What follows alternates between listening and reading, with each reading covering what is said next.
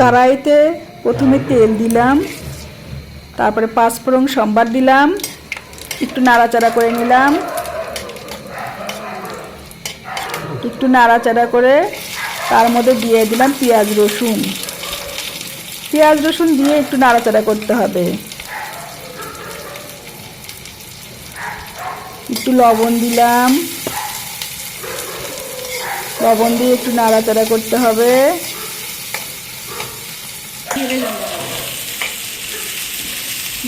তারপর সামান্য হলুদ দিতে হবে, হলুদ দিয়ে নাড়াচাড়া করতে হবে। তারপরে একটু সামান্য কাঁচামরিচ দিয়ে দিতে হবে।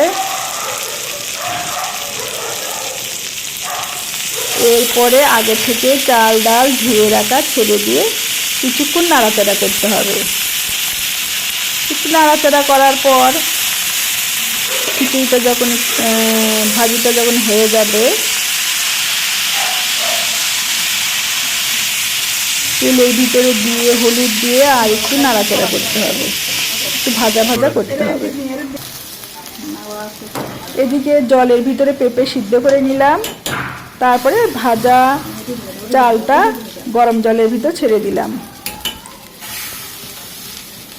গরম জলের ভিতরে চালগুলো ছেড়ে একটু নাড়াচাড়া করতে হবে। চালগুলো ফুটে উঠছে, চালগুলো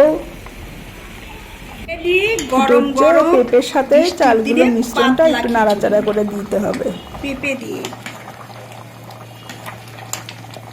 রেডি পাতলা খিচুড়ি, খুব টেস্টি। বাস হাফ চামচ জিরা ভাজা,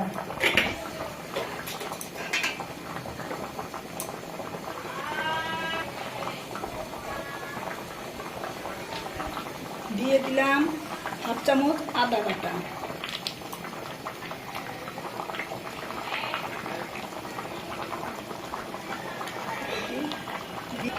হাফ চামচ দারচিনি দিলাম,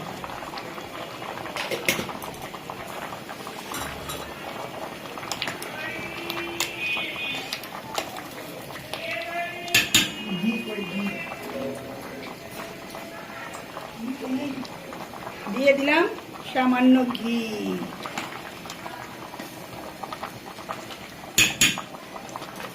দিয়ে দিলাম আর একটু কাঁচামরিচ,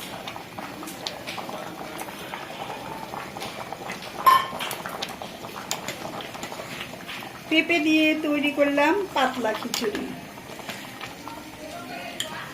পেঁপে দিয়ে পাতলা খিচুড়ি খেতে খুব ভালো লাগে। তার সাথে থাকতে আলু ভাজা আর পটল ভাজা। বৃষ্টির দিনে পাতলা খিচুড়ি খেতে খুব ভালো লাগে।